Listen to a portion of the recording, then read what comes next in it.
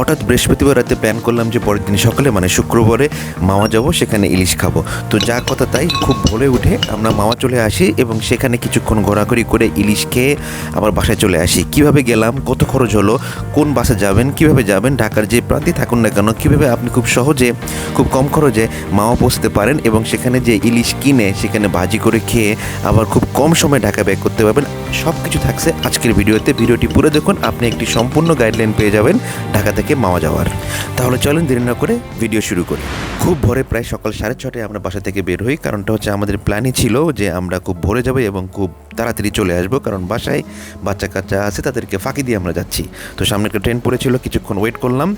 ট্রেনটা যাওয়ার পরে আমরা কিছুক্ষণের মধ্যেই আমরা গুলিস্তানে চলে আসি। তো আপনারা যেখানেই থাকুন, আপনাদেরকে গুলিস্তান থেকে খুব সহজেই আপনারা যেতে পারবেন। এখানে যে ফুলবেড়িয়া যে এরিয়াটি আছে, এখানে বাসগুলো দাঁড়ায় থাকে। দুইটা রকমের বাস যায়, মেইনলি ইলিশ যায় এবং এভারগ্রিন একটা নতুন বাস হয়েছে, দুটোতে যায়। তো আমরা প্রথমে ইলিশকেই সিলেক্ট করি, এটাই যাব।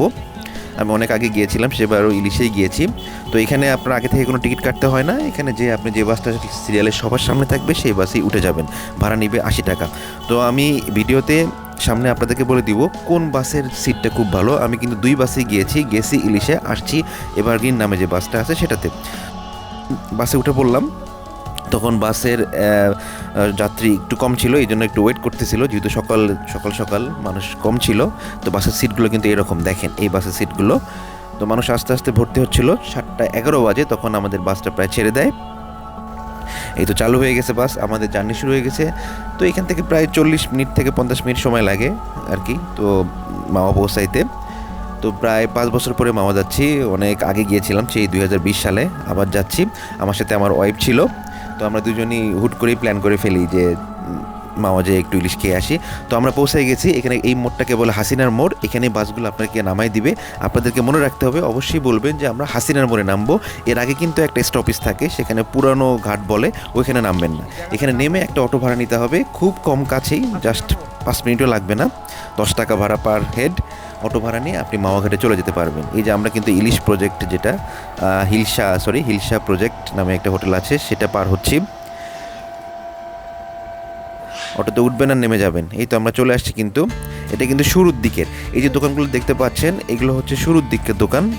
মাওয়া ঢুকতে যে দোকানগুলো পাবেন এগুলোতে যাওয়ার দরকার নেই। এখানে প্রাইসগুলো একটু বেশি থাকে, এগুলো একটু এসি রুম থাকে, একটু ভালো বসার জায়গা থাকে।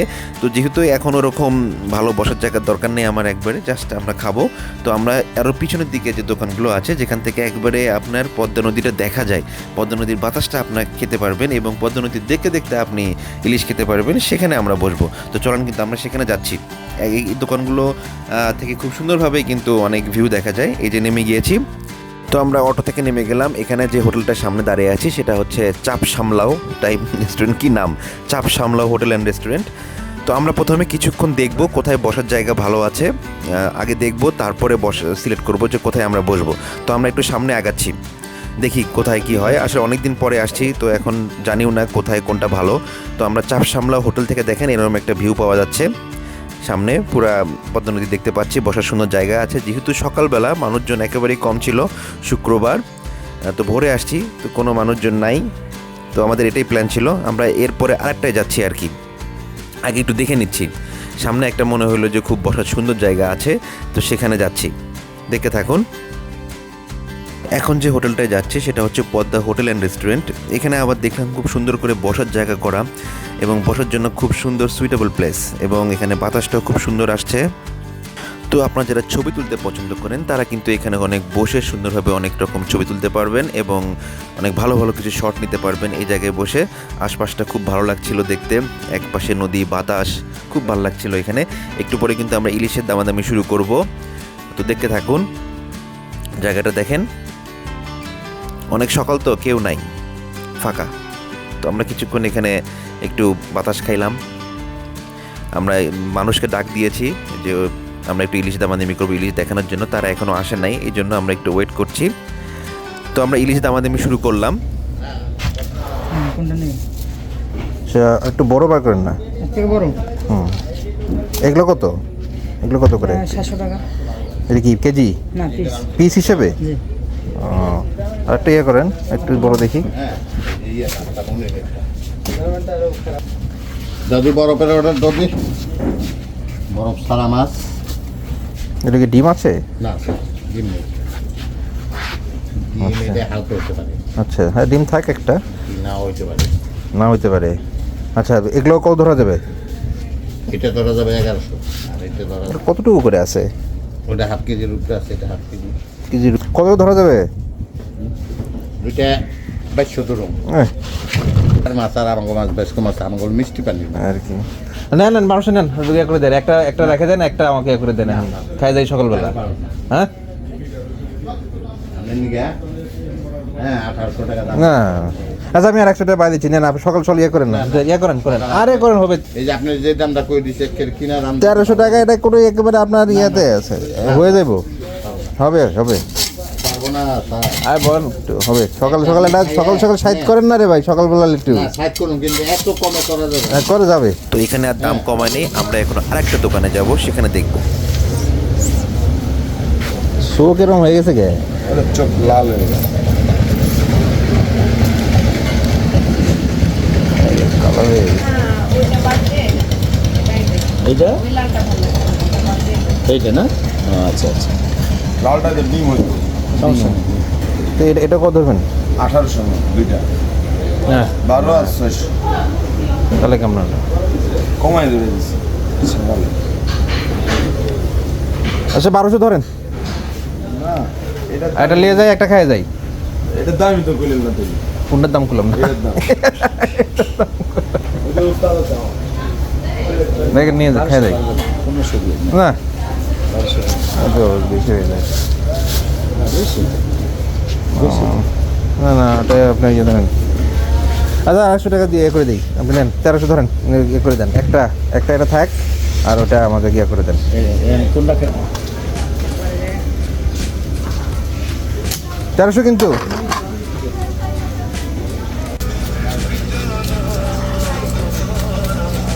তো পরে এখানে 1300 টাকায় মাছটা আমরা কিনে ফেলি। তো আপনারা ভিডিওতে কমেন্ট করেন যাদের এক্সপিরিয়েন্স আছে, দামটা কি বেশি পড়লো নাকি আমি ঠিকই দামে কিনেছি। আপনারা যারা জানেন তারা অবশ্যই কমেন্ট করবেন যে মাছটা কি আমি বেশি দামে কিনলাম নাকি ঠিকই আছে। তো এরপরে মাছের প্রসেস শুরু হয়ে গিয়েছে, দেখতে পাচ্ছেন আস্তে আস্তে কাটবে। প্রসেসটা দেখতে ভালোই লাগে। তেল তেল দিয়েছিল, সরিষার তেল।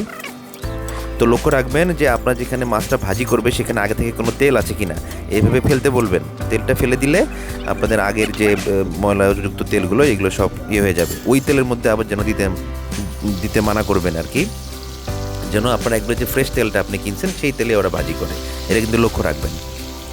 আমাদের ভাজি শুরু হয়ে গিয়েছে, দেখতে থাকুন, মজা লাগবে অবশ্যই। এখানে আসলে অনেক সুন্দর করে তেলে ভাজে, তো অনেক মশলা দেয়, ভালোই লাগে আর কি খেতে, মাছ যেরকমই হোক।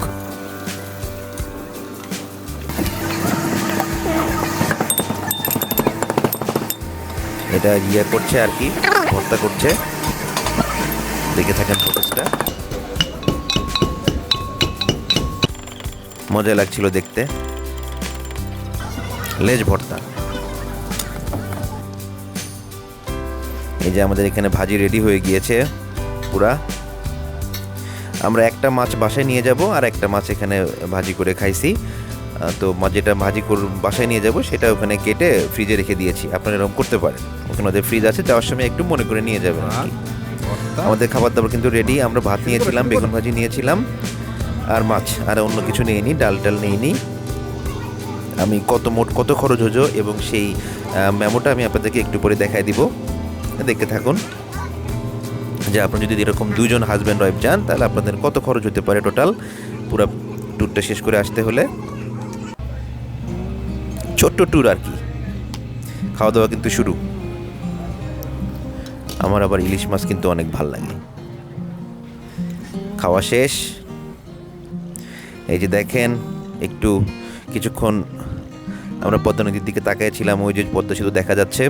তো আমরা আবার কিন্তু একটা অটো নিয়ে আমরা আবার ব্যাক করি। আমরা আসলে বেশিক্ষণ ছিলাম না, কারণ বাসায় ব্যাক করতে হবে, ছোট বাচ্চা আছে, সবাইকে ফাঁকে দিয়ে আসছি। তো আবার সেই হাসিনার মোড়ে চলে আসলাম। অটো ভাড়া ওই 20 টাকায়। এখান থেকে আমরা আবার এভারগ্রিন যে ট্রান্সপোর্টটা ওইটা নিছি। দেখেন সিটগুলো এরকম।